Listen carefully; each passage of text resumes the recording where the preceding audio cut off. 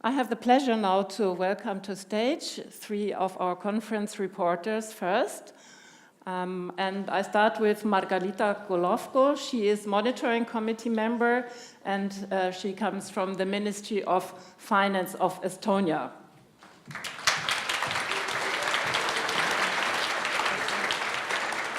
Then we have Anna Bäckman Arminen. She is also monitoring committee member representing the Ministry of Enterprise and Innovation of Sweden. And then we have our colleague from the European Commission, Pekka Jounila. He is from the DG Regio, as we say in short, Directorate General for Regional and Urban Policy, DG Regio. And he's also the desk officer for our program and responsible for the EU strategy for the Baltic Sea region in the unit. So,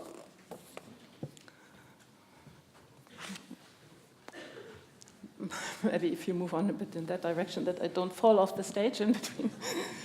Margarita, you have attended various sessions yesterday and today. And now, without asking you any specifics, what would you like to share with us? What have you experienced during these, I think, 4 at least sessions that you've been in? Yes, thank you very much. Well, me as a monitoring committee member, I would like to thank actually first to the program for this possibility to meet all our project partners that have been selected for funding and to learn from your experiences and really get into your business and understand what do you do, what kind of results you have. And actually, for me, this was very impressive. I have visited circular economy and energy efficiency sessions and to the platforms that was maritime emergency preparedness and interoperability in transnational transport. So I see that our project partners, they are creative, they are putting projects results into practice. And one of the most important things for me, they are all project partners who are talking about their topics, they're standing on their feet and they know what they do and they're really professionals.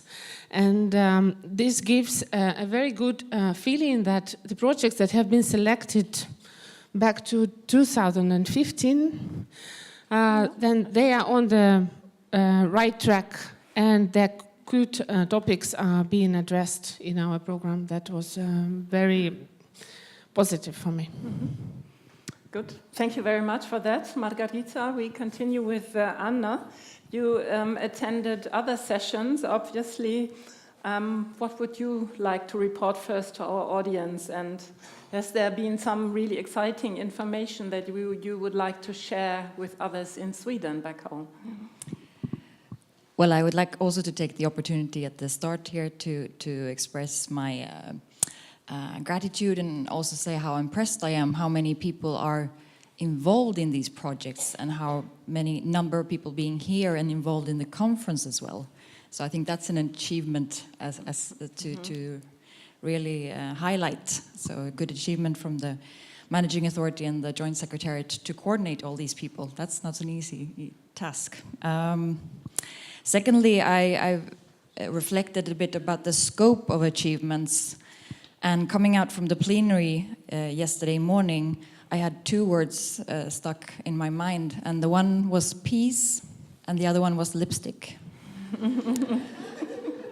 And I think we are moving in this scope of different results that are very...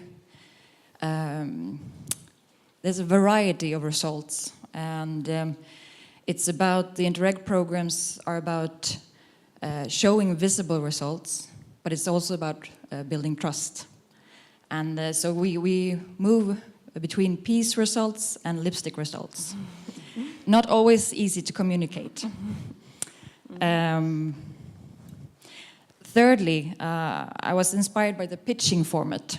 I really like this format. I think it was a tough job for those of you who were on the spot there, just having the limited time to express so much work that you've done and trying to explain the many times very complex results to an audience that is also, there's big variety in the audience. You have experts in front of you, but you have people like me maybe who are more of a generalist, and to get us on board of what you have achieved. But you did a good work, and you did an even better work thanks to the people asking questions in the room. I think they helped you communicate. They helped you maybe also reflect. And even those, when the questions are tough, they're there to help you. So I think we have to help each other by putting questions. Mm-hmm. So these are, I think, to mention them from one of the sessions, I listened to the smart specialization for one, and in there it was clearly an example of not always easy to explain what are we talking about when we talk about smart specialization strategies, and not to least to talk about it with the target groups.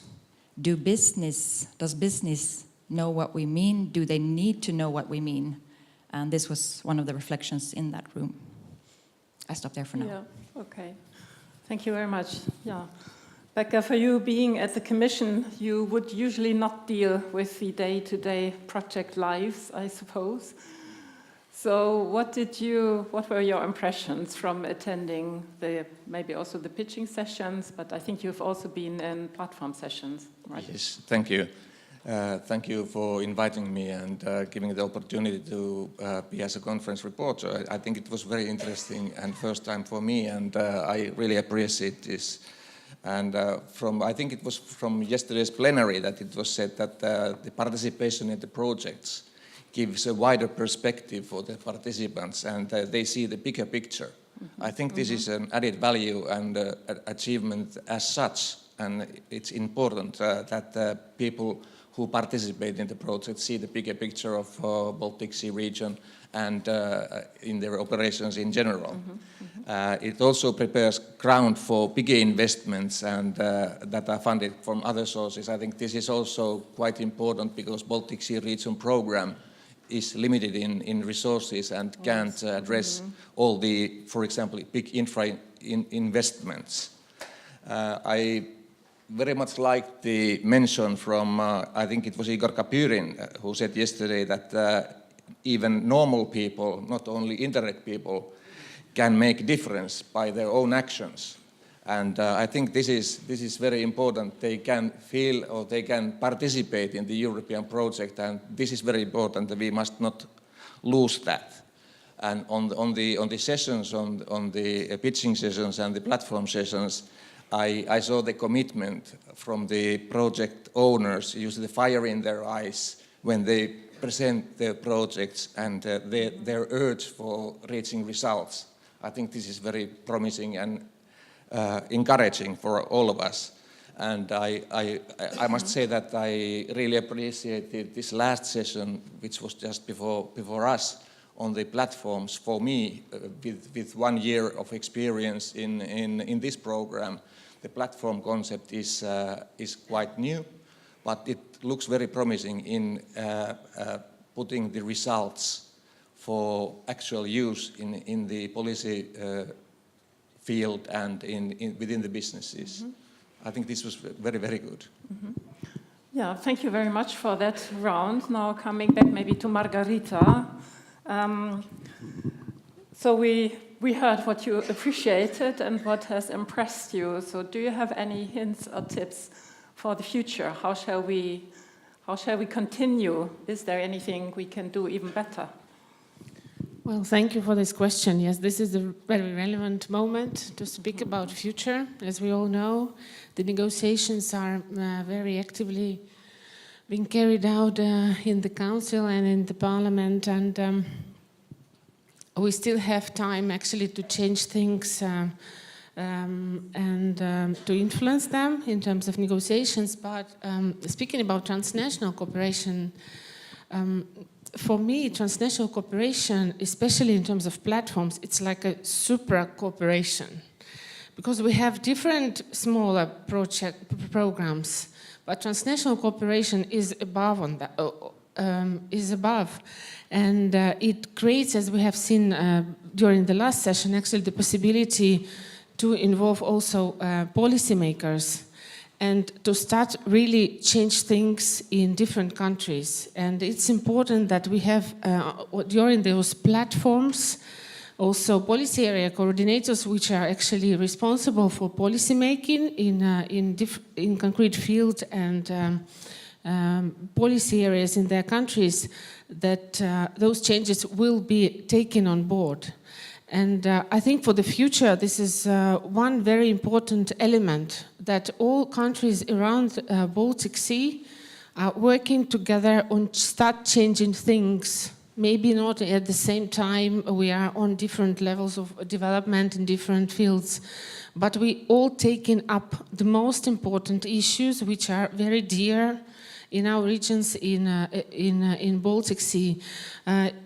It was also important for me to understand again for the future that the cooperation, we speak about Baltic Sea region program, but our cooperation involves regions far away from the shores of our joint sea. And if we look at the results of those 111 projects, and most of them in non-technological innovation, and it has a vast scope of different topics. It's not just about maritime. It's about all our life issues, and this is something we have to take on board for the future, for sure. As we are now in the process of negotiation and preparation of the new period, I couldn't say what would be or could be the new topics. It's always difficult to pick up something which is the most important, and we have seen and we have tried it previously. We have discussed back home in Estonia that we see that Baltic Sea Region Program could be more focused. It can be, if it is difficult to choose between different topics maybe, but then when we have to think, maybe we have to, I don't know, think about digital solutions. It's like horizontal stuff, and we have it in all possible areas, or green solutions, or any kind of solutions which actually make our regions prominent and very visible, not only in the European Union level, but on the global level. This is also something we could think of for the future. Yes, I think. Okay, yeah. Thank you very much. Anna, you mentioned communication as one of the challenges earlier. Margarita now said, in addition, that this program, the projects, the platforms, they produce results which are now supposed to be picked up by the countries and put into activities. So this was another aspect. And yeah, Margarita said, in Estonia, do you discuss that the future program could be a bit more focused, or focused on different things, horizontal, for example, or others? Yes. So would you like to react to this, or do you have some additional ideas that you would like to share with us now? Those are many topics in one, but yeah, I will try. And I know time is limited, by the way. Yes. But still, yeah. But I think they are important, all of them. Yeah. And starting with communication, subject very dear to me because I have a background in journalism. So when I sit and listen, I also sit and think about what these stories that you have, these results that you have. There's a challenge, I think, in this program as well as in all Interreg programs and EU programs, EU-funded activities, to communicate the results not only to your peer experts and to policymakers, but to communicate them to a further audience. And that's coming back to the piece and lipstick. How do we explain the piece as a result, or how do we explain the lipstick as a result? The lipstick seems maybe a little bit easier to everybody to relate to, and peace can be a very broad concept. But so I think communication is key, and I think it was mentioned also in the when I mistakenly ran into the wrong room listening to your platform, and I didn't want to disturb and run back to the other room. So remembering that it's okay to make mistakes also in Interreg context. But when I listened in your room, I heard from the rescue team, Rescue 2 platform, how you underlined the communication aspects of cooperation. So not only communication is important in results, but also within the cooperation in a very tangible matter as doing rescue operations. If you don't share the picture of what you're doing, if you don't have the same command language, if you don't have the channels to talk to each other, and if you don't have your communicators on board, it's difficult. Future visions and missions. I think it's early days still, and I would emphasize what Margarita said. For Sweden, it's important to involve the regional level, and we are now waiting for our regional regions to give input on priorities for cohesion policy. So we're in a very much listening phase back home. We do, however, on a general level, welcome the thematic concentration in many aspects. So I think we'll have interesting discussions to come. Good. Thank you very much, Anna. So, Pekka, you're working with both the program and the EU strategy for the Baltic Sea region. Yes. What is your message? Even in this conference, the width of the cooperation within this program, with the 16 parallel sessions in 2 days and only a limited number of projects presented, it gives you a picture that the width is quite significant. And as you mentioned, the macro-regional strategy for the Baltic Sea region, this strategy has a leading role, and it's the oldest macro-regional strategy, and the other macro-regional strategies look up to it. And I think this needs to be kept, and Baltic Sea region should keep the leading role in that sense. But for the future, we really need to be able to identify the real niche for the Baltic Sea region cooperation, where there is the biggest added value. We can't pretend to be omnipotent or jack of all trades and operate in every field. But I think that one thing in this region which brings us together is the Baltic Sea. It's too early to speak about the policy objectives for the program. There are 5 policy objectives for Interreg programs, but what to be selected, all of them, some of them focus inside of a policy objective.